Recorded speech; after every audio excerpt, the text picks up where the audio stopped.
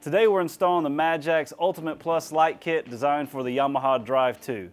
Included with the kit are your headlights, your harness, tail lights, mounting hardware, a 12 to 48 volt converter, a brake switch, a USB charging port, your turn signal assembly, horn, turn signal cover, and a column cover. Before we begin, I want to remind you to set the cart into tow mode, turn the key switch off, and engage the parking brake. Now let's get started. To begin, we're going to remove our factory floor mat by taking out and retaining the push rivets along the outer edges of the floor mat. Before we run our new light kit harness, I'm going to go over some of the connections for you. Up at the very front of the harness, you'll notice a 3-pin red and 3-pin white connector with female bullet connectors attached. These go to your headlights. Red goes to the passenger side. Right off of that, you'll notice a purple and black female spade connector. This goes to your horn. Down a little further, you'll notice a male 12-pin connector. This goes to your relay harness. Next, you'll notice a red, black, and blue wire. The blue wire will go to the purple wire on the relay harness. The black and red are not used. Then you'll see a fuse with a 2-pin connector. This goes to your USB port harness and USB. Towards the center of the harness, you'll notice a red, black, and yellow wire. The red and yellow wires go to your brake switch. The black is not used. Next, you'll see a 2-pin connection. This is for your battery hookups. And then finally, one red, one white. This is for your tail lights. Passenger side has the red connector. Before we run our harness, let's go ahead and take out our brake panel cover. To run our harness, we're going to start with the tail lights and go in through the brake access hole here, feed it through the brake panel and up into the battery compartment. Start with our tail lights first.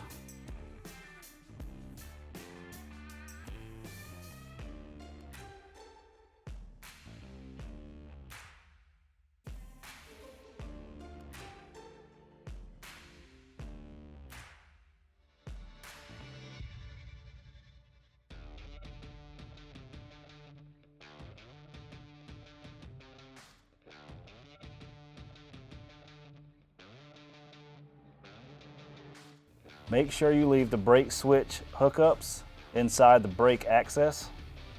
Now we're going to take the front half of the harness and just feed it up to the dash panel.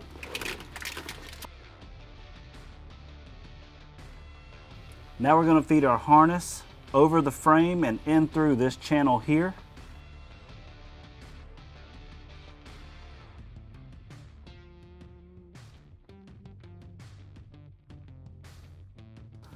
Then we're going to come up through the battery compartment and leave the remaining harness sitting in the battery compartment for later.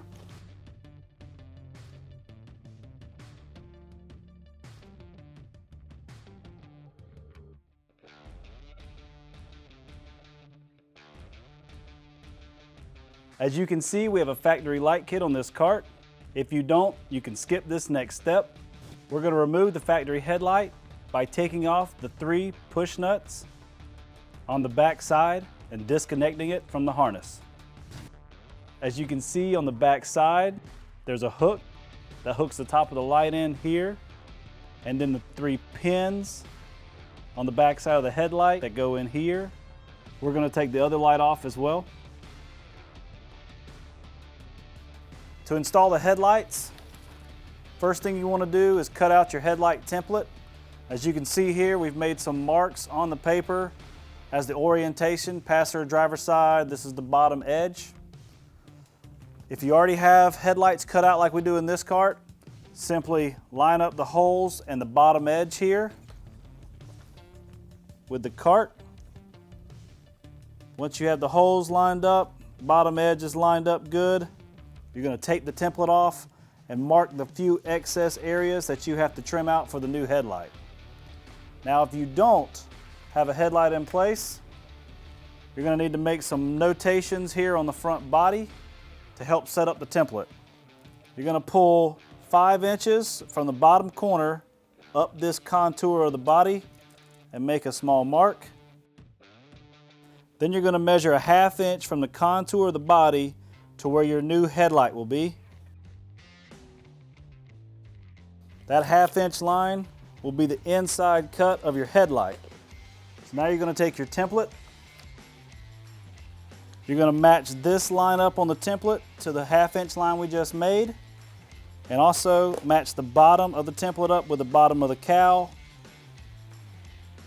When you have those 2 points lined up, go ahead and tape off your template and mark out the hole for your headlight.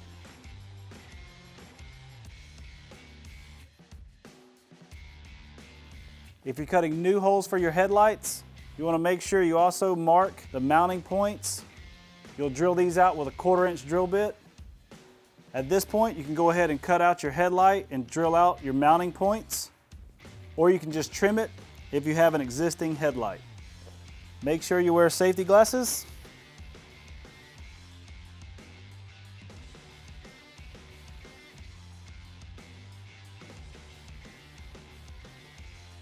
Now we're going to test fit our headlights. If you need to take any more off, do so, but remember to do it in small increments. So we're good here. Now we're going to secure the headlight to the cowl using the push rings and the rubber washers. Since you won't be able to see me do this, I'm going to show you outside the cart. You'll notice on the back side of the headlight there's 3 mounting tabs here, one at the bottom, one on the back side here. There's also a hook. The hook, of course, goes in the cowl first. Once you put the headlight into the cowl, you're going to take the rubber washer and put it on the back side of the mounting tab. And then you're going to take the push ring and push it on with the barbs facing towards the back of the cart and push it on. And this is what's going to hold the light to the cowl. An easy way to get the push ring on is to use a deep well socket to give you some leverage to mount it on the tab. You can repeat this on the other side.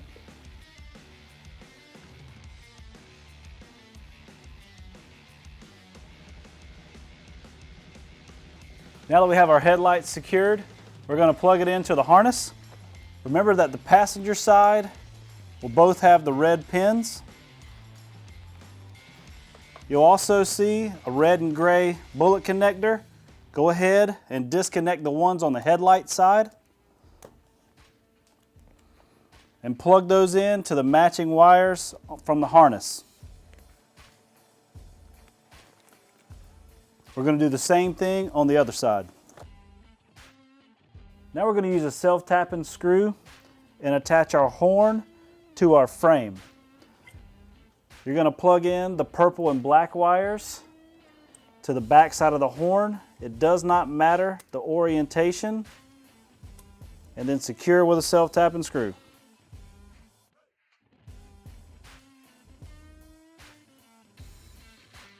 Before we install the taillight, you'll notice that we've taken off the rear tire.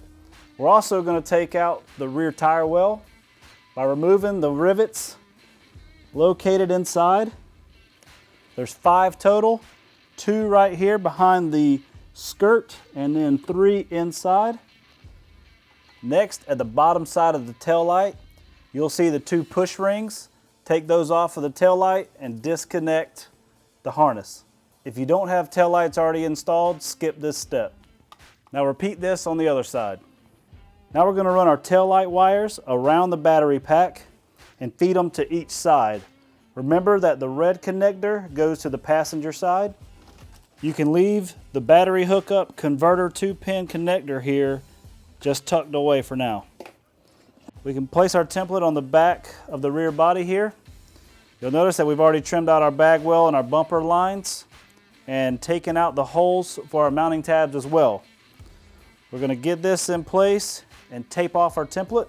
Whether you have a factory taillight cut out or not, we're going to go ahead and mark the inside of our taillight hole as well as the 2 mounting points here.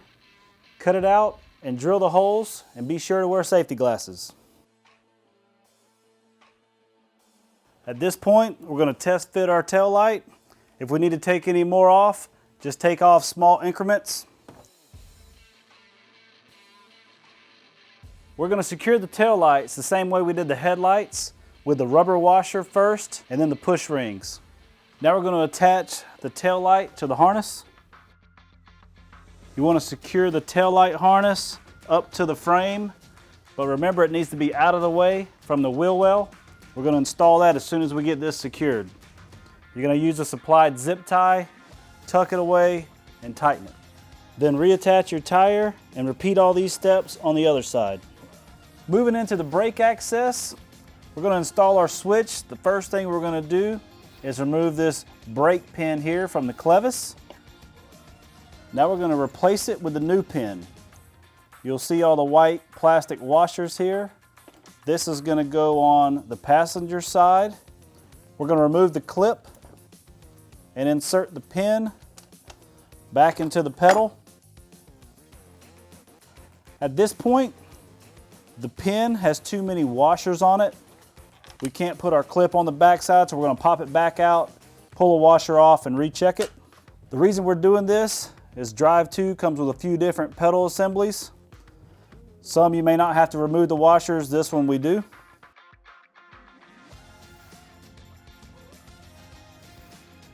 You can now install the clip on the opposite side of the pin here. To install the brake switch, you'll notice that we push the switch itself in through the large hole of the mounting bracket. On the back side of the bracket, there's a small hole. This is where we mount the bracket to the cart. So as you can see here, we have a hole located right here at the back of the brake pedal assembly. That's where we're going to mount our bracket to.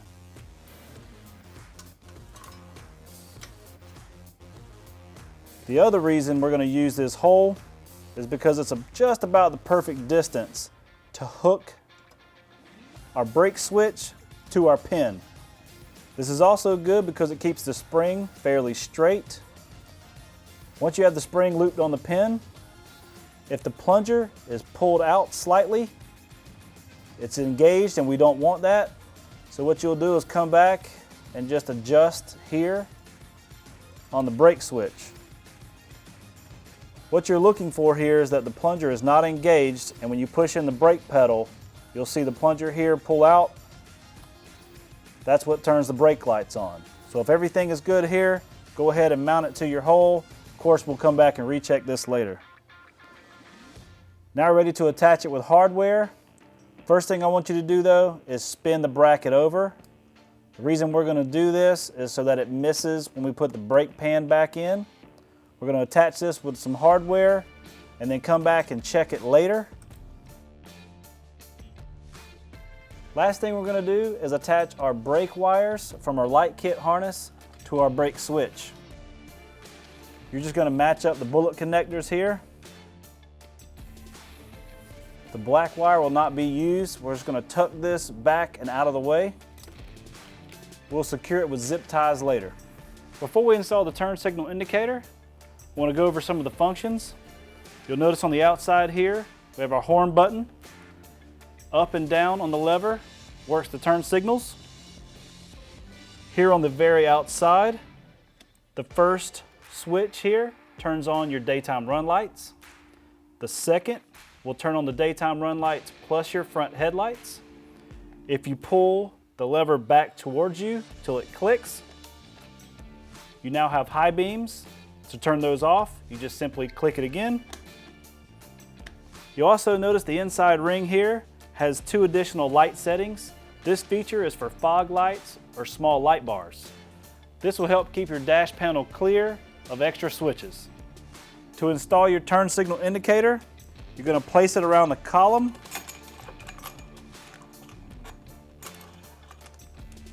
I'd say about 2 inches from the back side of your steering wheel, and secure it on the other side with the screws.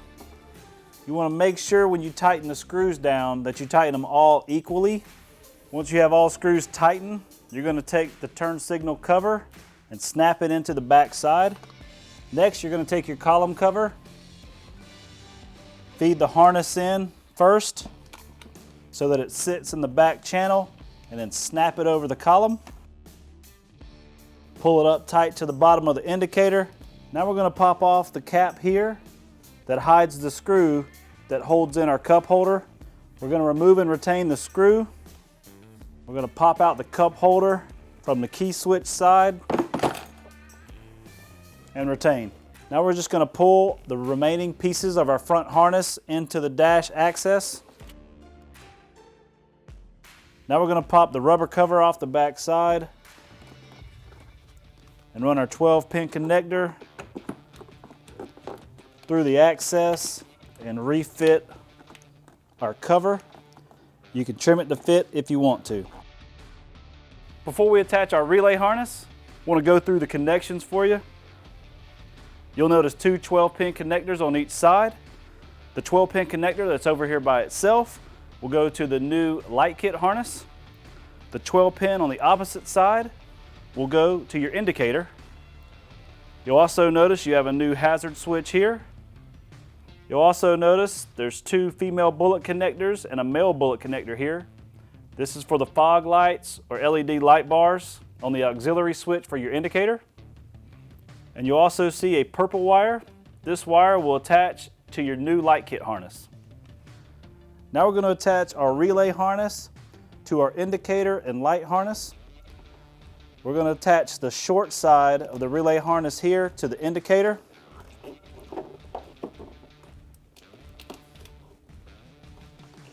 And the longer side to our light harness.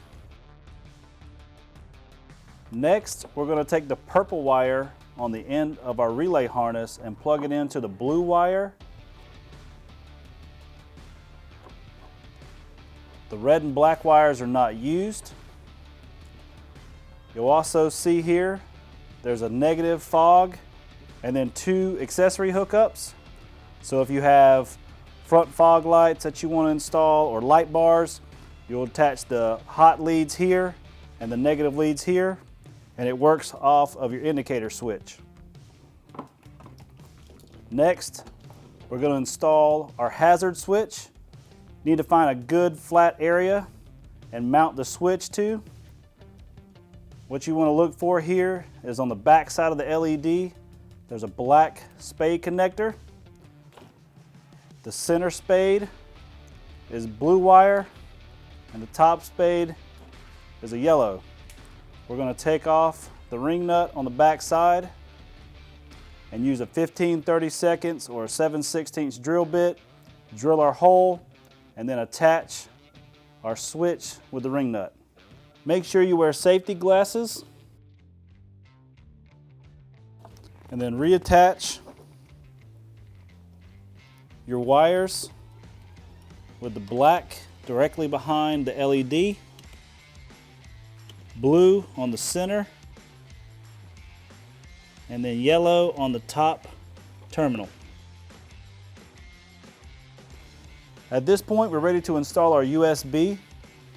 On this cart, we're going to put it in between our cup holders. You have two options for cutting the hole out here.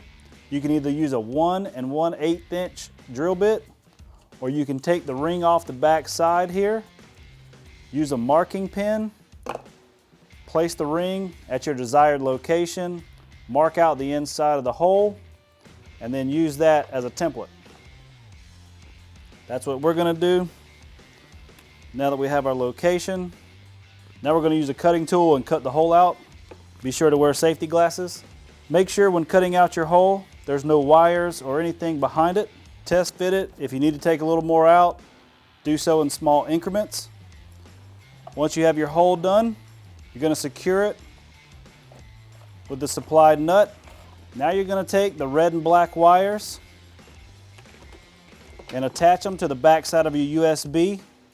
You'll notice there's a minus and a plus symbol. The plus symbol you're going to attach the red lead to, and the other, the black. You'll also notice a fuse a little bit lower on the harness, as well as a 2-pin connector. This is for an additional accessory.